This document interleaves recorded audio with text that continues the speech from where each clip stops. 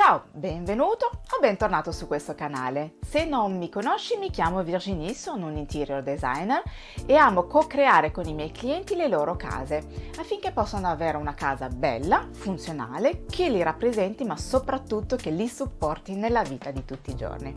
Questo dalla consulenza all'intero processo di ristrutturazione. In questo canale affronterò il tema casa e ristrutturazione, dandoti suggerimenti e spunti affinché tu possa avere la casa dei tuoi sogni, una casa nella quale non vedi l'ora di tornare per trovare ed essere te stessa.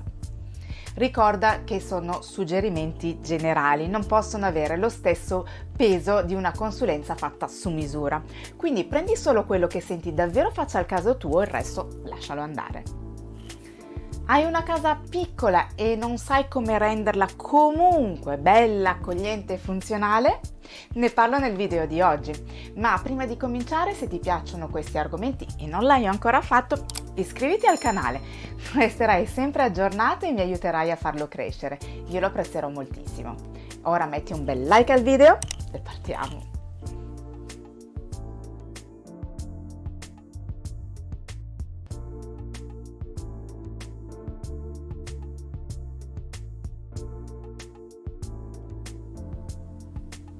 Lo abbiamo già detto altre volte, una casa piccola è sicuramente più sfidante da arredare, ma non impossibile. Oggigiorno inoltre, soprattutto per le nuove costruzioni, è molto probabile incappare in questo genere di abitazioni. Vediamo quindi cosa fare in caso di casa piccola.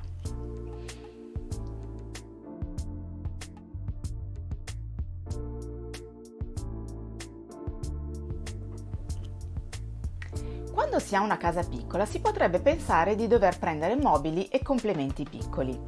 Se è vero che bisogna mantenere una certa proporzione, è altrettanto vero che è meglio avere pochi pezzi un poco più grandi che tanti più piccoli.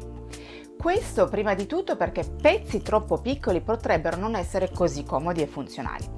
Inoltre, troppi pezzi creeranno confusione visiva, dando la sensazione di un ambiente ancora più piccolo.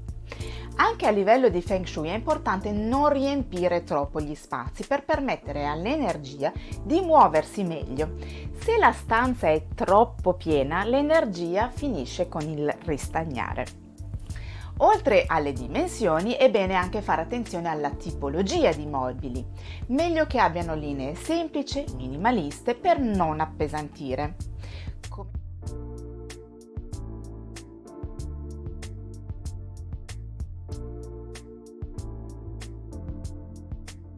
Come visto altre volte, inoltre, sarebbe ideale che avessero dei piedini per essere rialzati da terra, così che lo spazio che si intravede sotto inganni la mente dando l'idea di maggiore ampiezza. Inoltre, i piedini, come detto prima, lascia il libero passaggio dell'energia, quindi di nuovo è un'ottima cosa anche a livello di Feng Shui.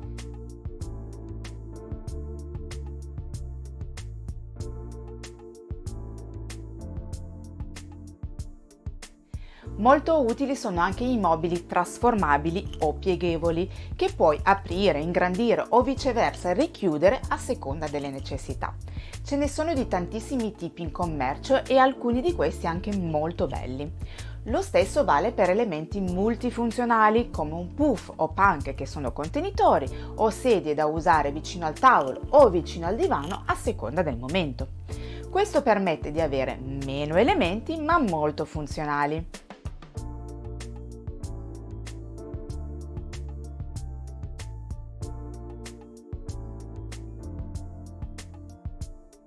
Per una corretta scelta è molto importante una buona progettazione iniziale, in cui capire come si usano gli spazi, dando maggiore importanza alle aree che si usano di più. Per esempio, se non hai sempre ospiti a pranzo o a cena, basterà un tavolo piccolo, allungabile ma piccolo nella zona pranzo per dar maggior respiro al soggiorno.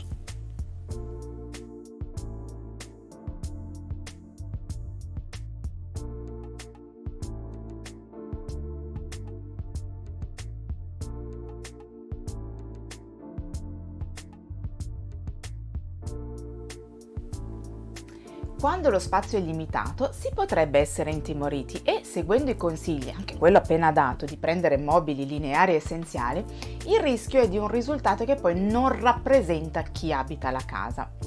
Ma se la casa non ti rappresenta, non sarà né comoda né funzionale e ti sentirai tutt'altro che a tuo agio. Come fare quindi, visto che risulta essenziale avere mobili semplici e lineari? Esprimi il tuo stile con le decorazioni. Less is more è un must in spazi piccoli, ma questo non significa che quel meno non debba avere carattere. Parti quindi con una base minimal, come detto prima, per mobili di grandi dimensioni, prendendo pezzi che si possano adattare a qualunque stile. E poi esprimi la tua personalità con complementi più piccoli, come una seduta particolare, magari di design, un quadro, cuscini e così via. Così facendo manterrai spazi ariosi, ma che avranno carattere e personalità, la tua. Inoltre, fare questo ti permetterà di poter cambiare anche sovente senza doverti svenare ogni volta.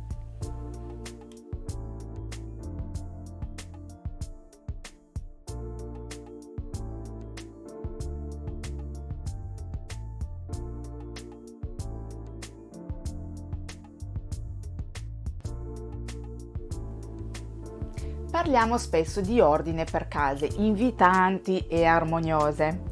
In case piccole è vitale per evitare di restringere visivamente ancora di più gli spazi. Anche in questo caso less is more è davvero molto importante perché rende più facile mantenere la casa ordinata. Troppe cose sparse in giro non è il massimo nemmeno a livello di Feng Shui, perché di nuovo tenderà a fare ristagnare le energie invece di farla fluire liberamente. Un aiuto per mantenere l'ordine possono essere gli strumenti per l'organizzazione di cassetti e armadi. In commercio ce ne sono davvero di ogni tipo, di tutte le misure e per tutte le case. Riuscire ad organizzare bene cassetti e armadi permetterà di avere accesso a tutto con facilità. Quando le cose sono pratiche da prendere e riporre, è molto più facile mantenere l'ordine. Inoltre si possono pensare anche ad altri elementi contenitivi come panche, puff o ceste, che oltre ad essere funzionali possono essere anche decorativi. Tra gli elementi contenitivi ci sono anche i letti contenitori o con cassetti che sono senz'altro comodi, ma che non sono consigliati a livello di Feng Shui, sempre per un discorso di blocco di energia. Se si vuole sfruttare lo spazio sotto il letto, sarebbe quindi meglio farlo con delle scatole, magari con ruote, in modo da poterle spostare quando si fanno le pulizie e smuovere quindi l'energia.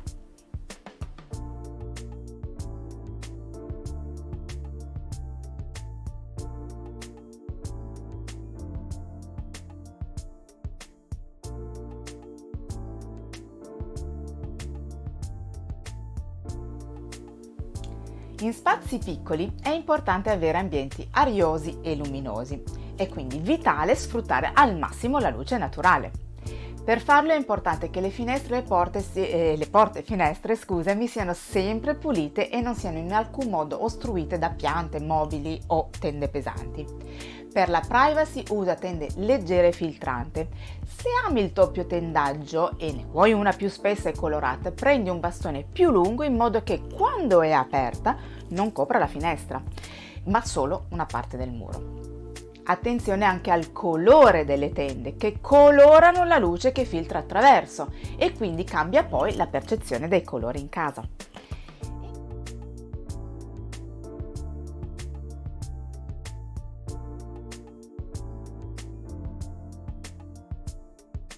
In caso di casa non troppo luminosa, aiutati a duplicare la luce con specchi, elementi lucidi e anche elementi in metallo. Non esagerare con gli elementi lucidi o di metallo per non rischiare di rendere poi l'ambiente troppo freddo.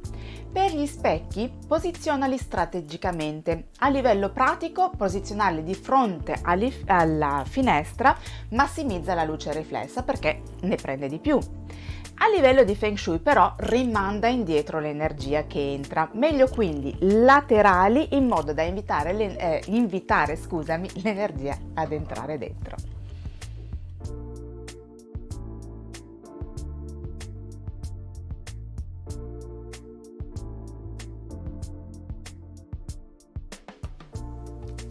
Anche i colori hanno un ruolo importante nella riflessione della luce e il bianco è il colore riflettente per eccellenza. Dalle dirette con Francesca, con l'esperta del colore Claudia Piolato, se te la sei persa la trovi qui e ti lascio il link in descrizione, abbiamo capito che è meglio evitare il bianco puro perché potrebbe causare abbagliamento e tende a creare ambienti un po' sterili. Però ci sono comunque più di 150 sfumature di bianco, quindi sicuramente si potrà trovare il bianco più adatto. Non è obbligatorio comunque eliminare del tutto i colori. Per i muri scegli magari colori chiari, non troppo vividi e soprattutto evita i forti contrasti che rimpiccioliscono visivamente gli ambienti. Ma poi usa tranquillamente colori più forti in complementi, oggetti per dare un po' di ritmo e un po' di carattere.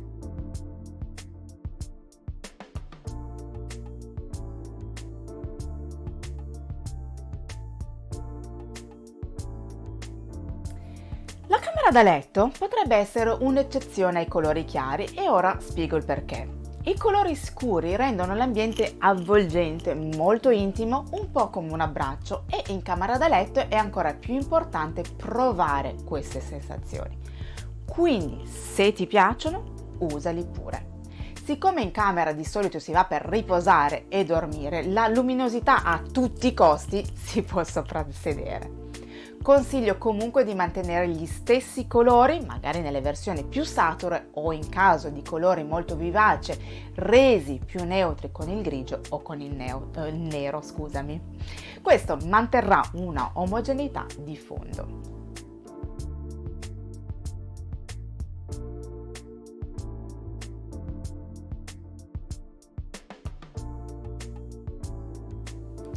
Spero che questo video ti sia stato utile e ti sia piaciuto, nel caso fammelo sapere con un bel like e magari nei commenti. Sentiti libero di condividerlo con chiunque tu pensi possa essere interessato, ne sarò onorata e mi aiuterai a far crescere il canale. Se senti che la tua casa o qualche ambiente di essa non ti rispecchia abbastanza, non aspettare oltre e prenota la tua consulenza. Trovi i miei contatti in descrizione. Se poi non lo hai ancora fatto, ricordati anche di iscriverti al canale e attiva la campanella, così non ti perderai i prossimi video. Grazie di cuore per essere stato qui con me. A presto, ciao!